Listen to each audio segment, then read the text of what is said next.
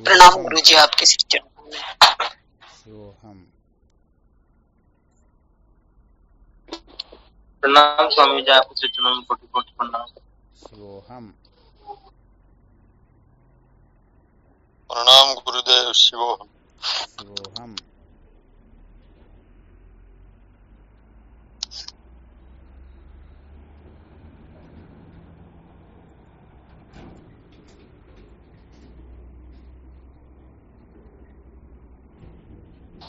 शिवोहम गुरुदेव, प्रणाम।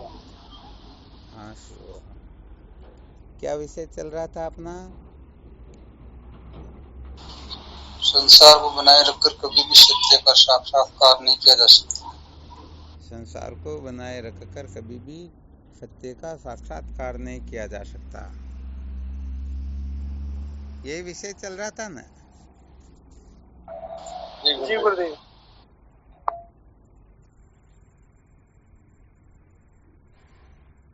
कल क्या सुनाया था इसके अंतर्गत?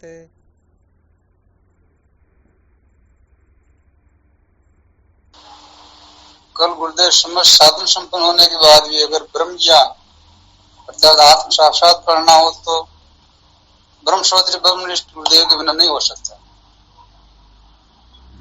बहुत अच्छी बात है।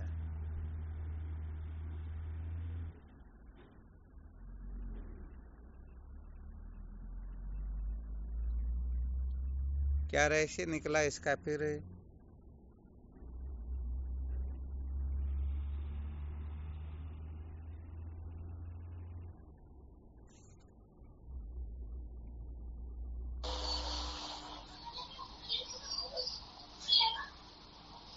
गुरुदेव पंचकोश से ऊपर उठने के लिए भी बताया। बहुत अच्छी बात है।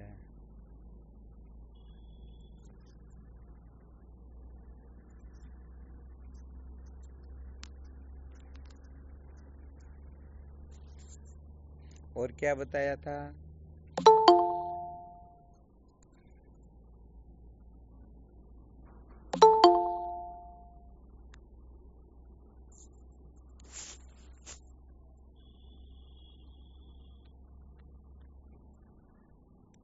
प्रणाम गुरुदेव भगवान। हाँ शिवोहम। कल ये प्रश्न चल रहा था, शिवोहम। श्री गुरु चरणों में साष्टांग प्रणाम। शिवोहम। प्रणाम गुरुदेव। पंचकोशों पर विजय कैसे प्राप्त किया जाए? क्या प्राप्त किया जा सकता है? पंचकोशों पर विजय प्राप्त कैसे की जाए? बहुत बहुत धन्यवाद है। मोहनानंद जी महाराज ने विशेष सूत्र को ध्यान में रखा। इसका मतलब आपने जरूर मंथन किया होगा। कल बताया था, जब तक हम पंचकोश पर कुछ अंशों में विजय प्राप्त नहीं कर लेते हैं, उनसे ऊपर नहीं उठ जाते हैं, उनका थोड़ा बहुत त्याग नहीं कर देते हैं, तब तक ब्रह्म विचार की ओर प्रवृत्त होना बहुत ही दुर्लभ होता है, बहुत ही कठिन होता है। अर्थात वह ब्रह्म विचार कर नहीं पाएंगे। क्योंकि होता क्या है कि हमारी वृत्ति जिस जगह पर होती है उसी का ही तो हमको ज्ञान होगा। विचार करके देखे, जैसे हम मोबाइल को देख रहे हैं तो मोबाइल का ही ज्ञान होगा अथवा मोटर का ज्ञान होगा? मोबाइल का होगा। और मोटर को देख रहे हैं तो फिर किसका ज्ञान होगा? मोटर का होगा। तो विचार करके देखो, जब हमारी वृत्ति अन्नमय कोश के आकार की होती है, प्राणमय मनोमय आदि कोश के आकार की होती हैं, तो बताओ ये वृत्ति ब्रह्म के आकार को धारण कर पाएगी? ये ब्रह्माकार हो पाएगी क्या? कभी नहीं हो पाएगी। हाँ, कभी भी नहीं हो पाएगी। इसीलिए कहने का मतलब, जब तक हम पंचकोश के दृष्टा साक्षी हैं, पंचकोश के अधिष्ठान हैं, ये पंचकोश जो है बिना हुए ही मुझ आत्म चैतन्य में प्रतीत हो रहे हैं, ये रहस्य जब तक अच्छी तरह से समझ में नहीं आ जाता है, तब तक सच्ची बात तो यह है कि हम ब्रह्म विचार करने बैठेंगे और हमारा मन पता नहीं कहाँ कहाँ चला जाएगा। या तो अन्नमय कोश का चिंतन करने लगेगा या प्राणमय कोश का या मनोमय विज्ञान में आनंद में किसी न किसी कोश का चिंतन करेगा न।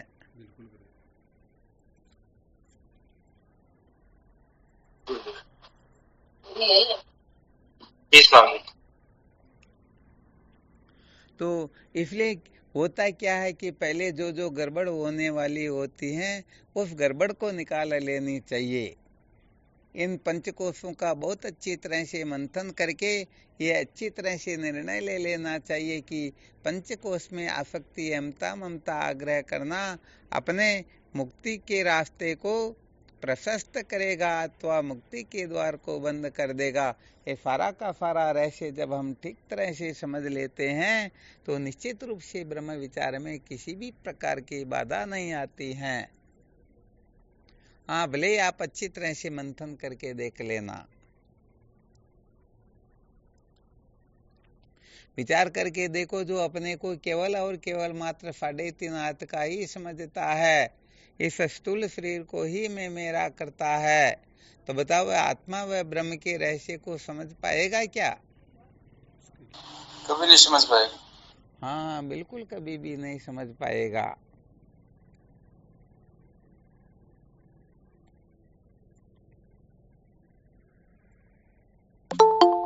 तो यहाँ पर सर्वप्रथम यह रहस्य हमें बहुत अच्छी तरह से समझ में आ जाना चाहिए।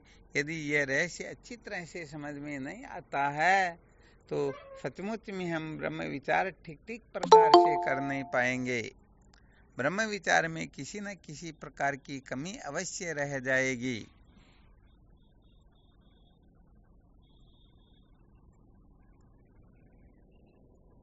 और यहाँ पर जो ब्रह्म विद्या को ब्रह्म विद्या के रूप में ही ग्रहण करते हैं, सचमुच में उनके हृदय में ही ये ब्रह्म विद्या प्रकट होती है।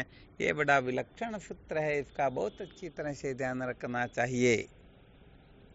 शायद समझ में आया होगा। महाराज एकदम क्लियर नहीं आया समझ। क्लियर नहीं आया ना?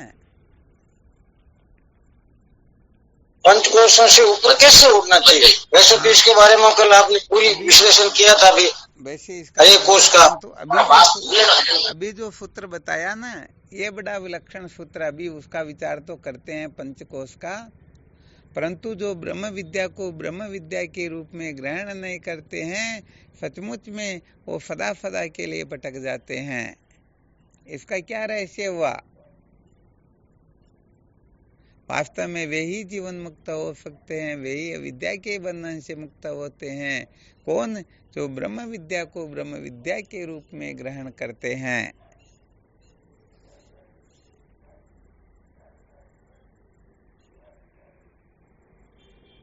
आया क्या समझ में?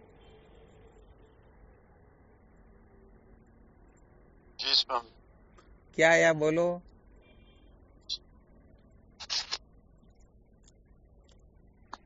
ब्रह्म विद्या को ब्रह्म विद्या के रूप में जो ग्रहण करता है, इसका अर्थ क्या हुआ?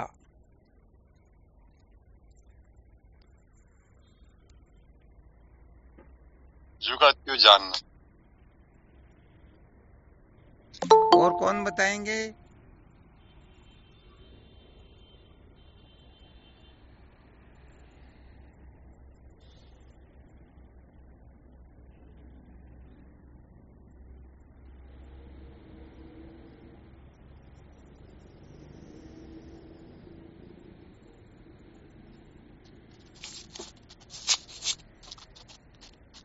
प्रणाम गुरुदेव। हाँ, शिवोहम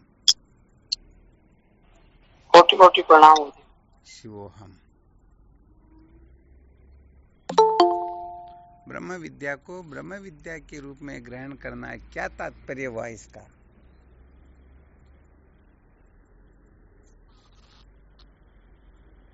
जो सुरती माता गुरुदेव जो उपदेश करते हैं, ठीक है,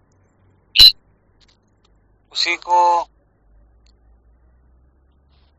ब्रह्म विद्या कहते हैं। उसी से विद्या की निवृत्ति, उसी के अनुसार जीवन बनाना, उसके अनुसार जीवन बनाना, उसी के अनुसार चलना। क्या करना है, क्या नहीं करना है, चलो, गुरुदेव के बहुत आदेश धन्यवाद, बहुत अच्छा बताया। परंतु जैसा बताना चाहिए वैसा अभी तक नहीं हुआ, फिर भी कुछ हद तक बहुत अच्छा बताया। और भी कोई साधक है?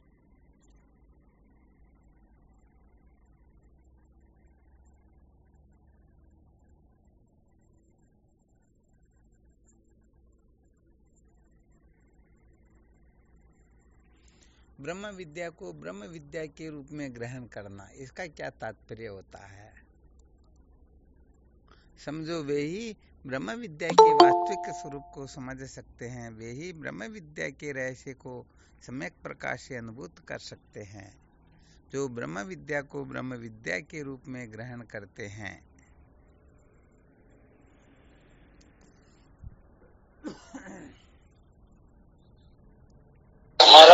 महाराज जी, जो जैसा है उसी को उसी रूप में जानना।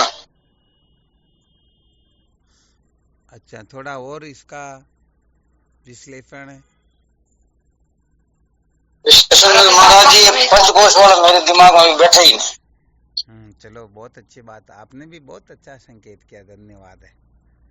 और भी कोई साधक है? नाम गुरुदेव भगवान। हाँ शिवोहम।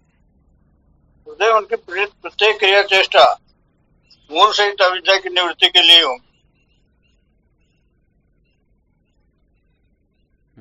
चलो, आपका भी बहुत अच्छा संकेत था, धन्यवाद है। और भी कोई साधक है?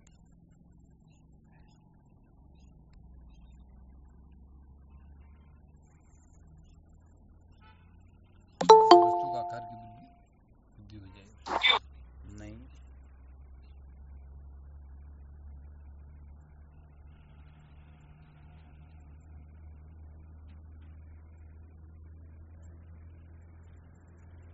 प्रणाम स्वामी जी। हाँ शिवोहम। स्वामी जी, ब्रह्मा जी के पास इंद्र विरोचन दोनों ब्रह्म विद्या प्राप्त करने के लिए गए थे। ठीक बात है।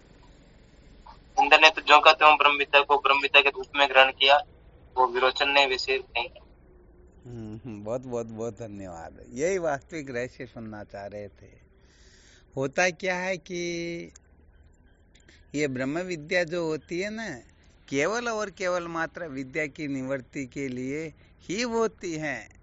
ये ब्रह्म विद्या मौज मस्ती मनोरंजन करने के लिए, अभिमान बढ़ाने के लिए, पूजा प्रतिष्ठा करवाने के लिए, स्वर्ग की प्राप्ति के लिए, ब्रह्मलोक की प्राप्ति के लिए, अष्टसिद्धि नवनिधि के लिए, पता नहीं संसार के अंतर्गत बेवकूफ लोग ब्रह्म विद्या को प्राप्त करके फिर पता नहीं अपनी क्या क्या दुकानें चलाना चाहते हैं। ये हो जाता है बहुत बड़ा गड़बड़ घोटाला। आ गया ना अच्छी तरह से समझ में?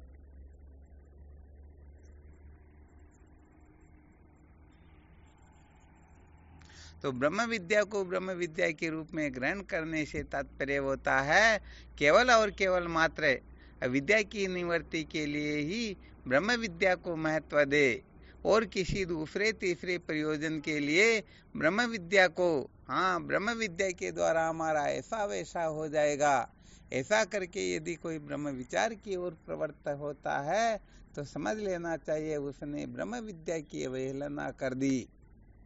अरे भाई, ब्रह्म विद्या तो केवल मात्र विद्या की ही निवृत्ति करती है ना, और कुछ करती क्या? नहीं करती। समझ में आ रहा है क्या? हाँ, नहीं, ये तो समझ में आ गया सब। वो विद्या की निवृत्ति बोलो, सत्य का साक्षात बोलो। संसार के अंतर्गत क्या होता है, ब्रह्म विद्या को प्राप्त करके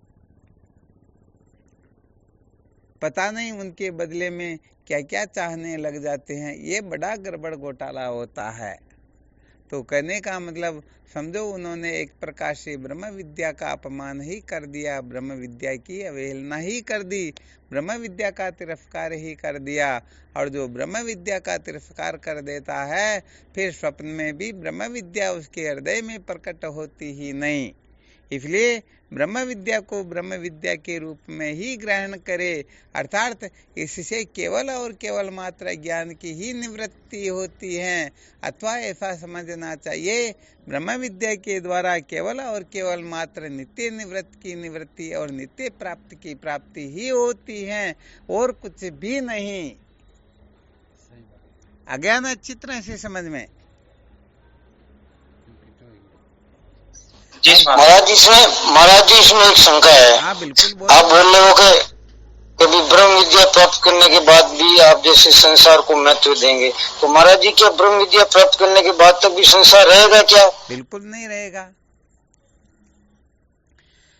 ये जो तो फिर तो इसमें आसक्ति होने की प्रश्न ही पैदा हो नहीं सकता। नहीं गुरु जी, होता क्या है कि ये ईश्वर कृत सृष्टि जो है ना, ये क्यों की त्यों अनुभूत आती रहती हैं, परंतु इनके प्रति जो अपना आग्रह होता है ना, सत्य तो प्रिय तो रमणीय तो बुद्धि, जैसे सांप के दांत निकाल देने के पश्चात भी वह चलता हुआ दिखाई देता है, फुफकारता हुआ दिखाई देता है, परंतु वह किसी को हानि थोड़ी पहुंचा सकता है,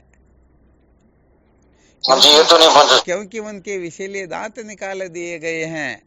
तो यहाँ पर ये विषैले दांत क्या है? ये परिचिन्नमी तो है, कर्तृत्व भोक्तृत्व परिचिन्नत्व संसारित्व एवं सद्वितीयत्व। जब इनकी ही निवृत्ति हो गई तो बताओ कुछ कर्तव्य शेष रहेगा क्या?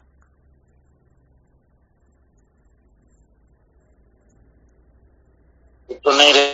हाँ बिल्कुल नहीं रहेगा। कहने का मतलब जैसे ऋषि के अज्ञानी को ऋषि सर्प दिखाई देती हैं और ऋषि के ज्ञानी को ऋषि दिखाई देती हैं। अब देखने में दोनों को एक जैसा ही दिखाई दे रहा है, परंतु एक ऋषि समझ रहा है और एक सर्प समझ रहा है। जो सर्प समझेगा वह डरेगा, रोएगा, चिल्लाएगा, और जो ऋषि समझ रहा है वह निर्भय हो जाएगा। उसे दुख दर्द सताएगा क्या? नहीं सताएगा। हाँ बिल्कुल नहीं सताएगा न। तो यहाँ पर कहने का मतलब जगत के प्रति जो आस्था बैठी हुई है, सतरूप की, चितरूप की, आनंद रूप की, सत्यत्व प्रियत्व रमणीयत्व की जो बुद्धि बैठी हुई है, कैसे संसार से हमारे को ऐसा वैसा मिल जाएगा, मौज मस्ती मिल जाएगी, मनोरंजन हो जाएगा, ऐसे ऐसे अनेक विकल्प लेकर के जब हम संसार की ओर प्रवृत्त होते हैं, तो कहने का मतलब ये ज्ञानी लोग तो इस तरफ प्रवृत्त होकर के जन्म मृत्यु की श्रृंखला में भटकते रहते, और जो ज्ञानी होते हैं वो इस रहस्य को समझ जाते कि ये दिखाई देता है परंतु सचमुच में कुछ होता ही नहीं। जैसे मृग तृष्णा का जल दिखाई अवश्य देता है परंतु होता थोड़ी ही है,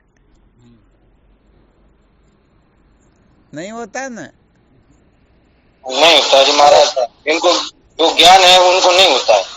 तो बस ऐसे ही ये जगत जो है स उपाधि ब्रह्म होने के कारण जब तक अंतःकरण रहेगा तब तक ये संसार दिखाई देता रहेगा, और जब अंतःकरण ही सदा सदा के लिए निवृत्त हो जाएगा तो फिर कौन किसको कैसे देखेगा। तत्केन कंपश्येत, ये श्रुति माता का संकेत है कि अद्वितीय तत्व का साक्षात्कार होने के पश्चात जब दृष्टा दर्शन दृश्य ज्ञाता ज्ञान गे प्रमाता प्रमाण प्रमेय,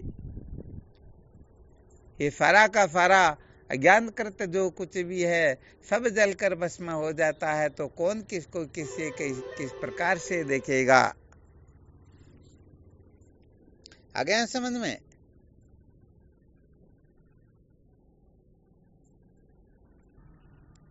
बिल्कुल ठीक ना?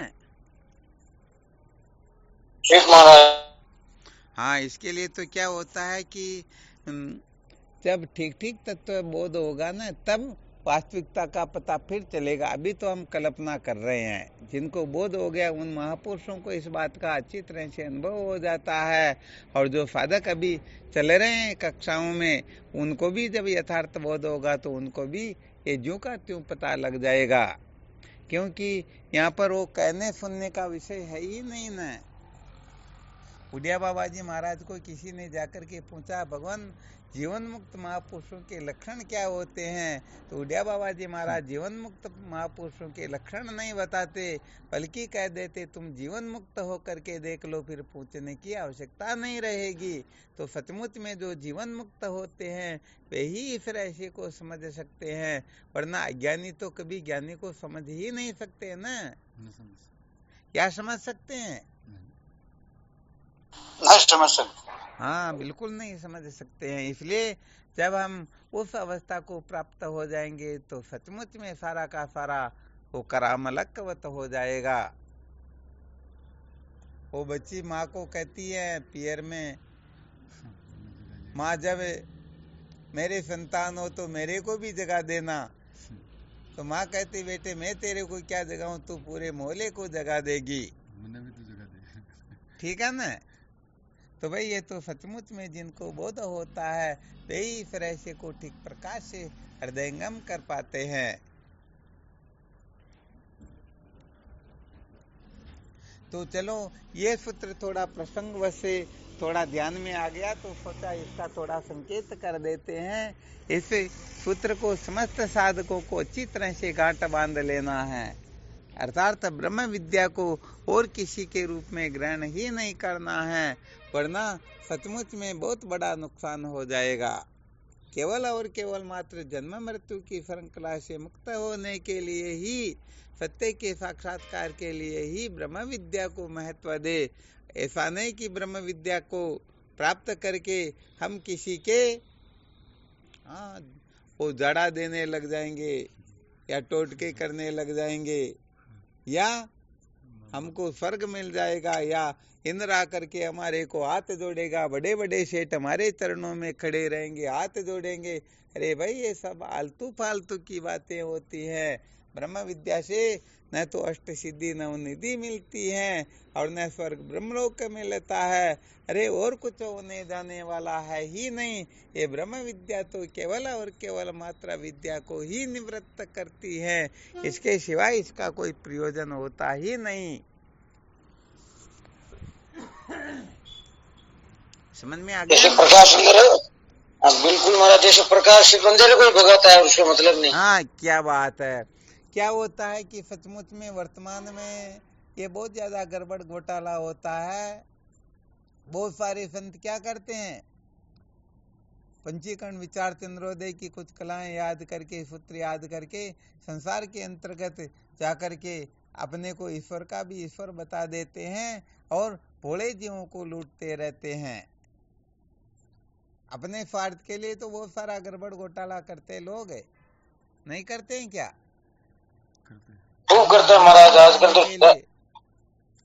तो ये व्यापार बन गया। हाँ, व्यापार हो गया। सब संकेत यही करना चाहते हैं कि ये ब्रह्म विद्या व्यापार की वस्तु है ही नहीं, इसे कभी जीवन में व्यापार नहीं बनाना चाहिए। इसलिए ब्रह्म विद्या के महत्व को भली प्रकार से समझने की चेष्टा करनी चाहिए।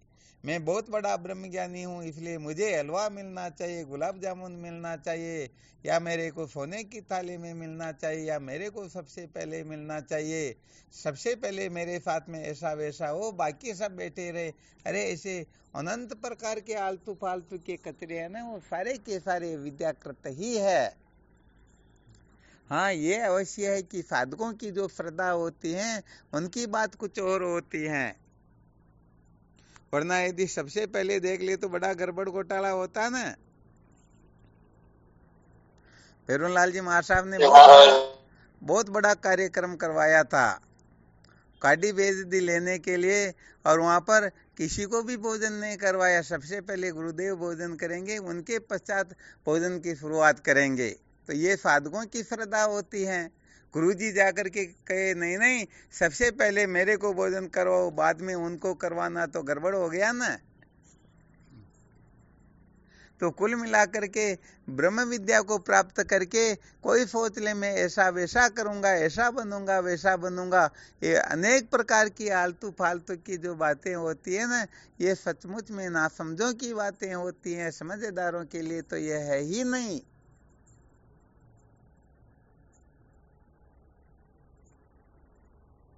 समझ में आ गया ना थोड़ा बहुत? हाँ, इसलिए और इसके बारे में चिंतन मनन करते रहना, अर्थात ब्रह्म विद्या के बदले में ब्रह्म विद्या से अपने को ज्ञान के बंधन से छुटकारे का ही प्रयत्न करना है। इसके अलावा और कुछ भी मांगना ही नहीं, क्योंकि इसे मिलने जुलने वाला है ही नहीं। हाँ, भरोसे मत रह जाना। ब्रह्म विद्या से हनुमान जी प्रसन्न हो जाएंगे और हमारे ऊपर किसी ने तंत्र मंत्र कर रखा तो उनका निराकरण कर देंगे। अरे भाई, उनकी विद्या कुछ और होती हैं, ये ब्रह्म विद्या तो केवल और केवल मात्रा विद्या की ही निवृत्तक होती हैं। आ गया ना चित्र से समझ में?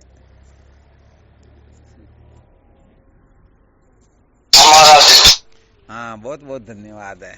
हाँ, ये बड़ी विलक्षण वस्तु सत्य कहें तो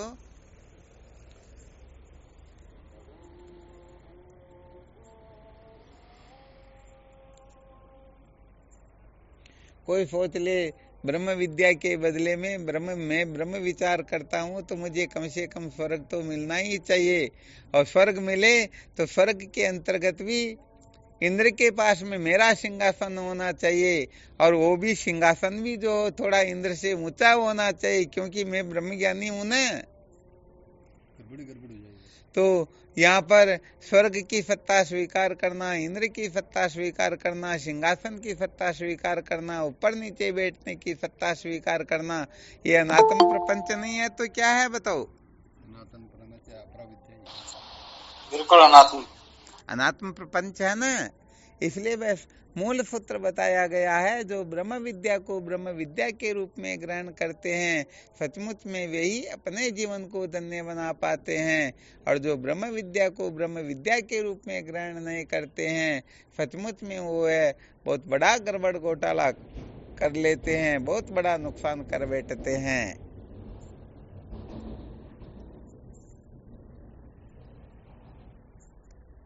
ठीक है ना? हाँ, और इसमें किसी को कोई शंका हो, कोई सुझाव देना चाहे, क्योंकि ये सूत्र जो है ब्रह्म विचार से पहले बहुत अधिक आवश्यक होते हैं, क्योंकि ब्रह्म विचार से पहले यदि इन सूत्रों को नहीं समझेंगे तो ब्रह्म विचार जो है, ये कहने का मतलब पता नहीं किस तरफ से निकल जाएगा, क्या करवा देगा, क्या कर लेंगे, क्या का क्या करके उलझते रहेंगे। इसलिए इन सूत्रों को समझना बहुत बहुत बहुत अधिक आवश्यक हो जाया करता है। अच्छा, ब्रह्म विचार ब्रह्म विद्या प्राप्त करे, हमारी दुकान अच्छी चलने लग जाए, गड़बड़ हो गया या नहीं हुआ? बिल्कुल गड़बड़ हो गया। हाँ, संसार में सब मेरी जय ये जयकार करे। दुकानदारी के लिए है नहीं। हाँ, ये ब्रह्म विद्या दुकानदारी के लिए नहीं है। इसलिए कुल मिलाकर के ब्रह्म विद्या को ब्रह्म विद्या के रूप में ग्रहण करो, अर्थात ब्रह्म विद्या ज्ञान को निवृत्त करती है और कुछ करती ही नहीं। तो यदि अपने को और कुछ करना कराना हो तो उसके लिए और जो कुछ भी विद्याएं हैं उनका आश्रय लो, परंतु ब्रह्म विद्या के चक्कर में मत पड़ो। और यदि ब्रह्म विद्या को महत्व देते हो तो फिर ये जितना भी कहने का मतलब परिवर्तन आदि चाहते हैं तो इसके लिए धर्म आदि की कक्षा की आवश्यकता होती है। पहले बहुत बार बताया हुआ है, यदि कोई अधर्म से छूटना चाहता है तो उसके लिए धर्म की आवश्यकता होती है, कोई वासना से छूटना चाहता है तो उपासना की आवश्यकता होती है, विक्षेप से छूटना हो तो योग की आवश्यकता होती है, अविवेक से छूटना हो तो विवेक की आवश्यकता होती है। परंतु जो मूल सहित विद्या के बंधन से अर्थात अज्ञान से छूटना चाहता है उसके लिए केवल और केवल मात्र ये शंकराद्वैत जिस ब्रह्म विद्या का विश्लेषण करके साधकों को सदा सदा के लिए कृतार्थ करवा देते हैं, उस ब्रह्म विद्या की आवश्यकता हुआ करती है। अब देख लेना चाहिए हमको वास्तव में चाहिए क्या।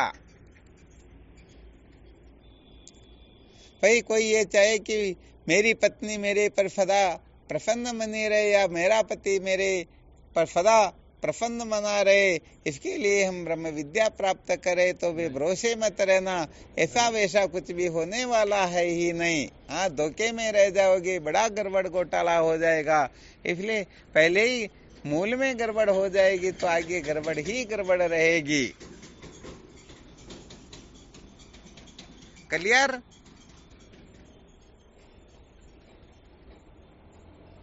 जी स्वामी जी। हाँ, ये थोड़ी विशेष बात है।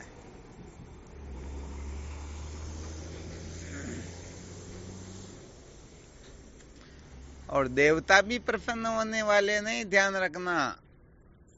यदि कोई ये सोच ले कि मेरे ऊपर देवताओं की कृपा पूर्ण रूप से बनी रहे तो अच्छी तरह से समझ लेना, यदि कोई ब्रह्म विचार की ओर प्रवृत्त होता है तो देवता तो उनकी बड़े बड़े रोड़े अटका देते हैं। हाँ, बिल्कुल सत्य बात है, क्योंकि देवता इस बात को अच्छी तरह से जानते हैं कि यदि ये जन्म मरण के बंधन से मुक्त हो गया तो मैं फिर बैठूंगा किस पर। अरे भाई, ये मेरा पशु है। देवताओं को पशु कहा है। संसार में जितने भी सब देवताओं के पशु ही तो हैं। तो जैसे समझो अपने 1000 गायें क्यों न हो और उसमें एक गाय यदि आए नहीं, इधर उधर हो जाए तो हम ऐसे ही मस्त रहेंगे क्या? ढूंढेंगे नहीं क्या? ढूंढेंगे स्वामी जी। हाँ, ढूंढेंगे। तो ये संसार में जितने भी पुरुष है सब देवताओं के पशु है, देवता इनके ऊपर सवारी किया करते हैं। अब यदि एक जीव भी मुक्त हो जाए तो देवताओं के तो बहुत बड़ा घाटा लग जाएगा ना। अब वो किस पर बैठेंगे, किस पर सवारी करेंगे, कौन उनको खाने पीने के लिए व्यवस्था करेंगे? हाँ, इसलिए सचमुच में कोई राजी होने वाले नहीं, बल्कि वो प्रतिबंधक, हाँ, प्रतिबंध ही करेंगे। किसी न किसी प्रकार का प्रतिबंधक खड़ा होता ही रहेगा। इसलिए ब्रह्म विचार की ओर प्रवृत्त होने वाले जिज्ञासु बहुत ही कम सफल हो पाते हैं, क्योंकि कहीं न कहीं वो इधर उधर हो ही जाते हैं। तो ये रहस्य थोड़ा खुलासा करना बहुत अधिक आवश्यक था, क्योंकि ब्रह्म विचार से पूर्व जो जो ज्ञातव्य होता है उसको पहले अच्छी तरह से समझ लेना चाहिए, ताकि बाद में कोई ये नहीं कह दे अरे हम तो रात दिन ब्रह्म विचार करते हैं फिर भी हमारा अपमान होता है, तिरस्कार होता है, हमारी जय जयकार नहीं होती है, हम जैसा सोचते हैं, हम जैसा जानते हैं वैसा हो नहीं रहा, ये क्या गड़बड़ हो रही? तो भाई ये सारी की सारी गड़बड़ अपनी नासमझी से ही है। ब्रह्म विद्या से तो ऐसा वैसा कुछ भी होने जाने वाला है ही नहीं। बिल्कुल क्लियर ना?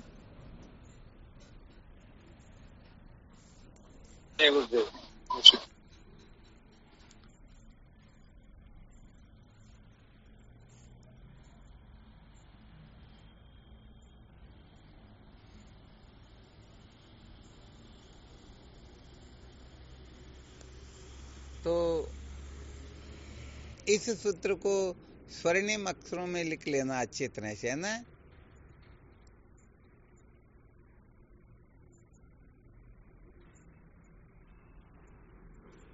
तो अपना कल का विषय चल रहा था पंचकोश पर विजय कैसे प्राप्त करें, यही चल रहा था ना? जी गुरुदेव। अच्छा, फिर इसमें एक आप लोगों से क्वेश्चन भी किया गया था, ध्यान में है किसी को क्या?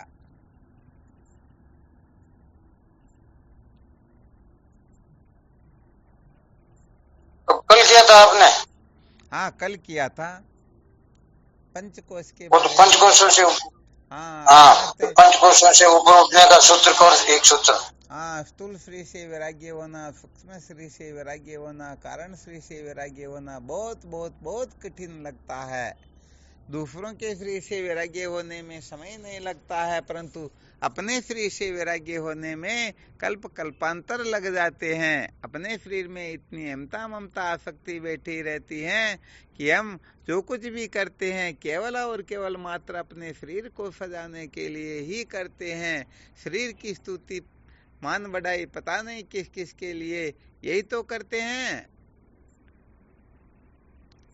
तो स्थूल श्री से वैराग्य होना भी बहुत कठिन हो रहा है, तो फिर सूक्ष्म श्री से वैराग्य होना, कारण श्री से वैराग्य होना समझ लेना चाहिए, बहुत ही खतरनाक बात है। ये तो जिनका अंतिम जन्म होता है उसी के हृदय में इस प्रकार की विचारधारा प्रकट होती है। तो शायद साधकों ने मंथन किया होगा तो शायद बता सकेंगे ऐसा कोई फॉर्मूला जिस फॉर्मूले को हम अच्छी तरह से धारण कर ले तो पंचकोश पर विजय प्राप्त करना कोई बड़ी बात नहीं होती है, वरना देख लेना अन्वय कोश पर विजय प्राप्त करना भी बड़ा खतरनाक है। फिर आगे की कक्षाएं जो प्राणमय कोश मनोमय कोश वो तो बड़ी खतरनाक होती हैं। कहते हैं ना, कंचन तजना सहज है सहज त्रिया का ने मान बढ़ाई ऋषिया दुर्लभ तजना ये। अरे भाई, इनका त्याग करना कोई बड़ी बात नहीं होती है, बड़ी बात तो होती है ये मान्यताओं का त्याग करने की। मान बढ़ाई छूटे तब बात कुछ और होती है ना। बिल्कुल महाराज। हाँ बिल्कुल। होता है क्या है कि बातें करना सुनना सुनाना ये तो बहुत सारा होता है, परंतु इस प्रकार से जीवन प्रतिष्ठित हो, इस प्रकार से जीवन बने और उसके पश्चात जो ब्रह्म विचार हो, तभी तो बात कुछ और होती है। तो पहले ब्रह्म विचार महाराज कहते हैं, हाँ बोलो। उसमें वो कबीरदास जी है नहीं भाई, पत्नी होती जगत में करनी उत्तम सार। हाँ ये कबीर करनी सबल तो होते भोजन पार। हाँ, ये क्या होता है कि जब अंतःकरण की शुद्धि के लिए प्रयास करते हैं ना, उस समय की कक्षाएं है ये। क्योंकि ब्रह्म विचार में तो करनी वरनी कुछ होती ही नहीं, परंतु बात यह है कि पहले अंतःकरण यदि शुद्ध ठीक ठीक नहीं है तो ब्रह्म विचार नहीं कर पाएंगे। इसीलिए फिर पंचकोश का विवेक प्रारंभ किया गया कि पंचकोश से विवेक हुए बिना सचमुच में ब्रह्म विचार सार्थक स्वप्न में भी होने वाला नहीं है। तो देखो यहाँ पर अभी जो रामदीन जी महासाहब ने बताया ना, तो जीवन किस प्रकार का बन जाना चाहिए। शायद आप लोगों ने बहुत बार सुना होगा, तुली जैसो धन जाके फूली सो संसार सुख, भूली जैसो भाग दे के अंत कशी यारी है। पाप जैसी प्रभुताई पाप जैसो सम्मान, बढ़ाई बिचुन जैसी नागिनी सी नारी है। अग्नि जैसो इंद्र लोक, विघ्न जैसो विधि लोक, कीर्ति कलंक जैसी सीधी सी टगारी है। वासना न को की ऐसी मत्ती सदा जाकी, सुंदर कहत ताई वंदना हमारी है। तो देखो, इस प्रकार के लक्षण जिनमें प्रकट हो जाते हैं, फिर ब्रह्म विचार करना तो उनके लिए 1% भी कठिन नहीं होता है, क्योंकि जितना भी कचरा है सारा का सारा कचरा उनके दिमाग से निकल जाता है। तो यहाँ पर अंतःकरण को शुद्ध करने में ही समय लगता है। तत्व जिज्ञासा जागर तो इनमें कल्प कल्पांतर लग जाते हैं। अरे ब्रह्म साक्षात्कार में तो एक क्षण भी यदि कोई कह दे तो समझ लेना चाहिए कि उनके जैसा मूर्ख संसार में कोई है ही नहीं, क्योंकि एक क्षण तो समझो कल्प कल्पांतर हो गए। अरे जो वस्तु कभी अप्राप्त हुई ही नहीं, उसको प्राप्त करने के लिए कि समय का बंधन डालना मूर्खता है या नहीं है? हाँ, इसलिए सदा सर्वदा इस बात का अच्छी तरह से ध्यान रखना चाहिए कि हमारा जो अंतःकरण है इस प्रकार से तैयार हो, इस प्रकार से शुद्ध हो कि तत्क्षण वेदांत श्रवण करते ही हम कृतार्थ हो जाए। तो भाई इसके लिए तो सच्ची बात यह है, जब तक जागर स्वप्न सुसुप्ति का आग्रह समाप्त नहीं होता है, जब तक स्थूल कारण से वैराग्य नहीं होता है, जब तक पंचकोश का मिथ्यात्व निश्चय नहीं होता है, तब तक सचमुच में कोई कृतार्थ होता ही नहीं। यदि कृतार्थ होना हो तो सचमुच में इन कचरे से ऊपर उठना होगा। कचरे में पड़े रह करके, गंदी नाली में गिरे रह करके स्वर्ग का सपना नहीं देखा जाता। आ गया ना अच्छी तरह से समझ में? जी स्वामी। हाँ, तो बहुत बहुत धन्यवाद। करो इनका खूब चिंतन मनन। कभी कभी कोई विलक्षण सूत्र सुनने को मिलते तो बस उनका खूब मंथन किया करो, और सचमुच में अविद्या के बंधन से मुझे मुक्त होना है, इस प्रकार का निश्चय करके फिर यदि कोई थोड़ा बहुत भी विचार करेगा तो उनका थोड़ा बहुत विचार भी अनंत गुना फलदायी हो जाएगा। और ब्रह्म विद्या को ब्रह्म विद्या के रूप में ग्रहण न करके और किसी रूप में ग्रहण करने के लिए भले वो रात दिन ब्रह्म विचार की ओर प्रवृत्त हो जाएंगे, परंतु अंततोगत्वा रोने पछताने के सिवाय कुछ भी मिलने वाला है ही नहीं। चलो ठीक, शिवोहम। अब भोजन का टाइम हो गया, फिर बाद में देखेंगे कल। प्रणाम गुरुदेव। शिवोहम। हाँ, शिवोहम। श्री गुरुचरणों में साष्टांग प्रणाम। शिवोहम शिवोहम। शिवोहम। प्रणाम गुरुदेव। शिवोहम। प्रणाम गुरु जी को प्रणाम। साष्टांग प्रणाम। हाँ शिवोहम। प्रणाम गुरुदेव शिवोहम। शिवोहम। प्रणाम गुरुजी शिवोहम। शिवोहम।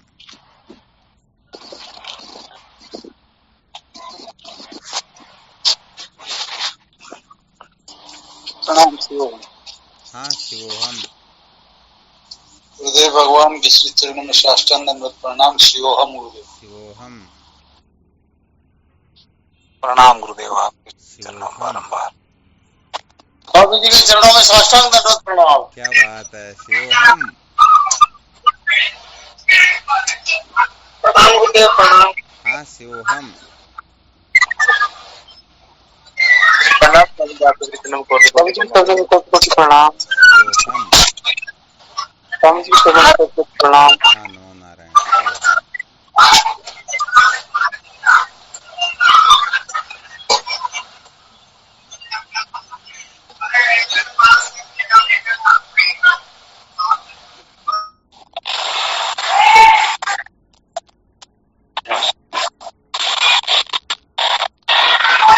ठीक शिवोहम। शिवोहम। हाँ शिवोहम। प्रणाम। श्री गुरुदेव के चरणों में साष्टांग बारंबार प्रणाम। शिवोहम। शिवोहम।